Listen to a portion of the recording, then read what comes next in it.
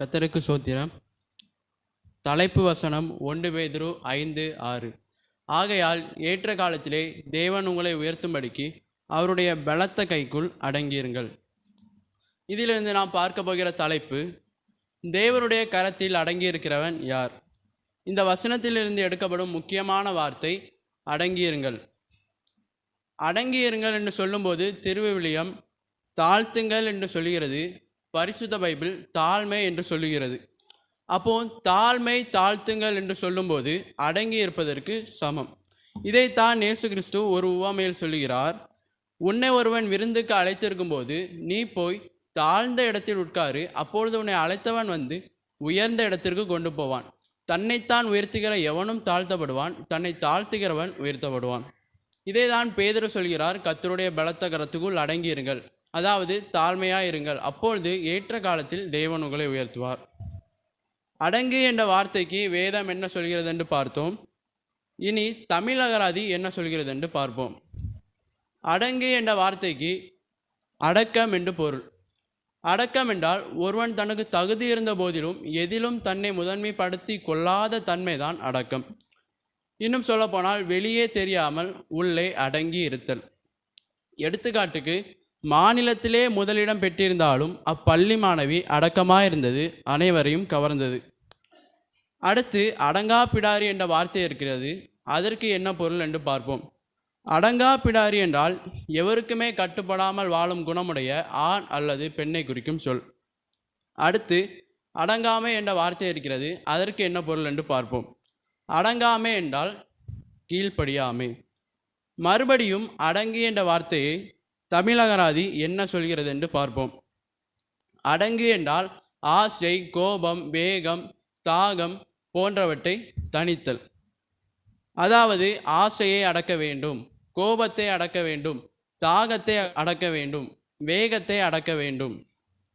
குறிப்பு, ஆசை கோபத்தை பற்றி பகவத்கீதை இப்படி சொல்கிறது, தன்னை அறிந்தவன் ஆசைப்பட மாட்டான், உலகத்தை அறிந்தவன் கோபப்பட மாட்டான், இந்த ரெண்டையும் உணர்ந்தவன் துன்பப்பட மாட்டான். குறிப்பு 2, கோபத்தை பற்றி நமது வேதாகமும் மிகவும் அழகாக எழுதியிருக்கிறது. அதை பற்றி பார்ப்போம்.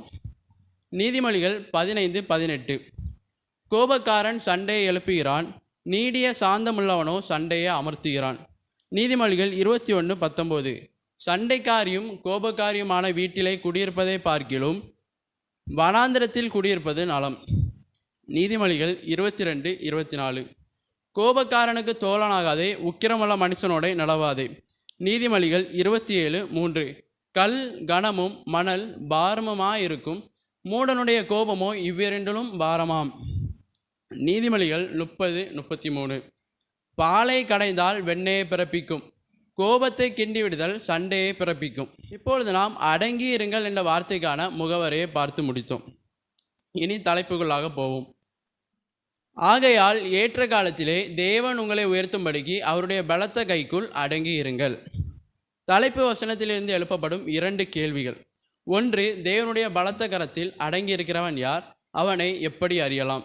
2, ஏற்ற காலத்தில் தேவன் ஒருவரை உயர்த்துகிறார் என்பதை எப்படி அறியலாம்? இதற்கான 5 பதில்களை வேதத்திலிருந்து பார்ப்போம். 1, ஓய்வு நாளை கடைபிடிக்கிறவன் தேவனுடைய பலத்த கரத்துக்குள் அடங்கியிருக்கிறான், அவனை தேவன் ஏற்ற காலத்தில் உயர்த்துவார். சபையை நடத்துகிற தலைவனுக்கு அடங்கியிருக்கிறவன் தேவனுடைய பலத்த கரத்துக்குள் அடங்கியிருக்கிறான், அவனை தேவன் ஏற்ற காலத்தில் உயர்த்துவார். 3, எந்த சூழ்நிலையிலும் தேவனிடத்தில் அடங்கியிருக்கிறவன் தேவனுடைய பலத்த கரத்துக்குள் அடங்கியிருக்கிறான், அவனை தேவன் ஏற்ற காலத்தில் உயர்த்துவார். 4, தகப்பனையும் தாயையும் கனம் பண்ணுகிறவன் தேவனுடைய பலத்த கரத்துக்குள் அடங்கியிருக்கிறான், அவனை தேவன் ஏற்ற காலத்தில் உயர்த்துவார். 5, நாவை அடக்குகிறவன் தேவனுடைய பலத்த கரத்துக்குள் அடங்கியிருக்கிறான், அவனை தேவன் ஏற்ற காலத்தில் உயர்த்துவார்.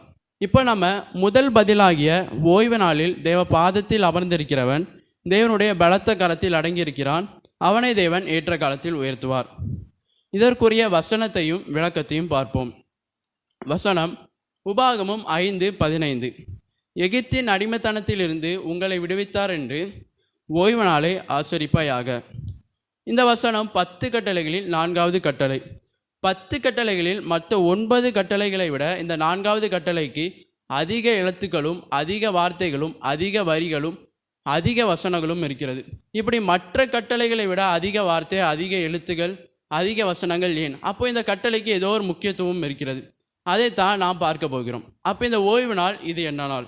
இது கர்த்தருடைய நாள், இது பரிசுத்தமான நாள், இது சபை கூடுகிற நாள், இது மனமகிழ்ச்சியின் நாள், இது மகிமையின் நாள். இப்பொழுது நாம் பார்க்க போகிறது கர்த்தருடைய நாள். இதனுடைய வசனத்தையும் விளக்கத்தையும் பார்ப்போம். யாத்திராகமம் 20:10.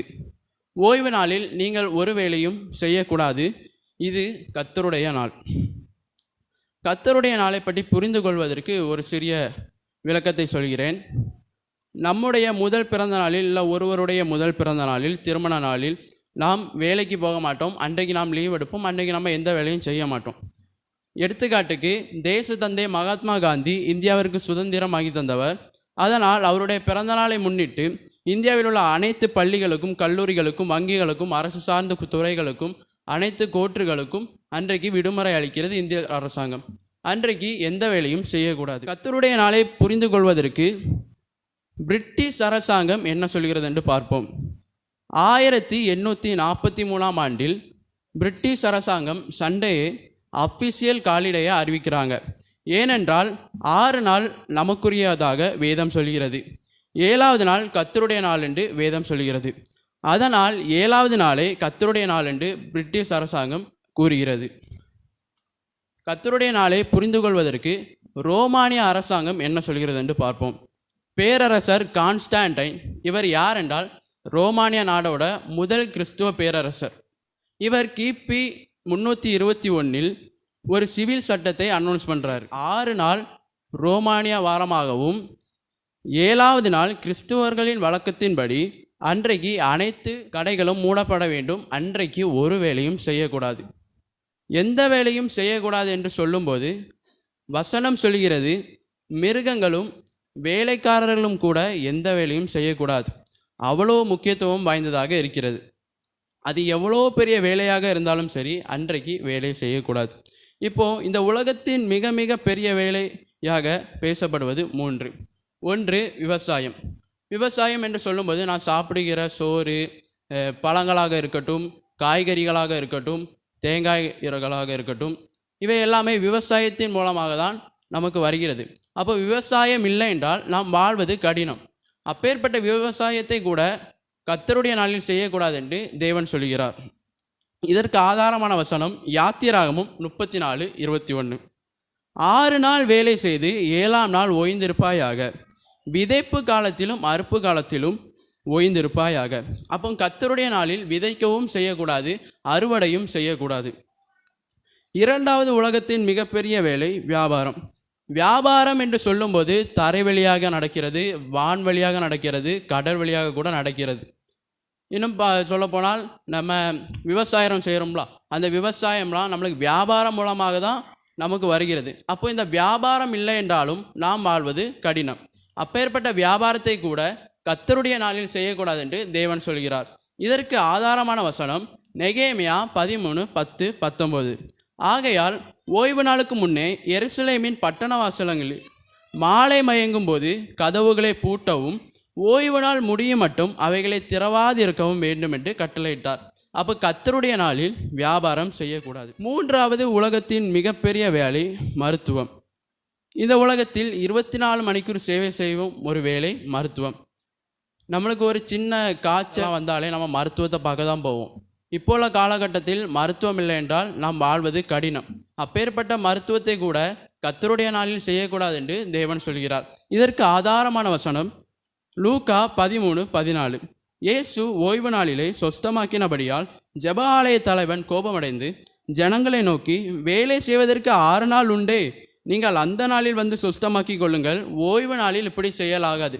அப்போ கர்த்தருடைய நாளில் மருத்துவ சேவை கூட பார்க்கக்கூடாது என்பதில் இஸ்ரவேல் ஜனங்கள் மிகவும் உறுதியாக இருந்திருக்கிறார்கள். இப்படி இஸ்ரவேல் ஜனங்களைப் போல கர்த்தருடைய நாளிலே எந்த வேலையும் செய்யாமலும் கர்த்தருடைய பலத்த கரத்துக்குள் அடங்கி இருந்தால் ஏற்ற காலத்திலே தேவனால் உயர்த்தப்படுவோம். ஒருவேளை நாம் கர்த்தருடைய நாளில் வேலை செய்தால் யாத்திராகமம் 16:27 படி 7ஆம் நாளில் ஜனங்கள் மன்னாவே சேர்க்க புறப்பட்டார்கள், ஆனால் அவர்கள் அதை காணவில்லை. இதிலிருந்து நாம் புரிந்து கொள்ள வேண்டியது என்ன? கர்த்தருடைய நாளில் ஒருவன் வேலை செய்தால் அவன் ஏமாற்றம் அடைவான் என்பதில் சந்தேகமே இல்லை. ஆமென்.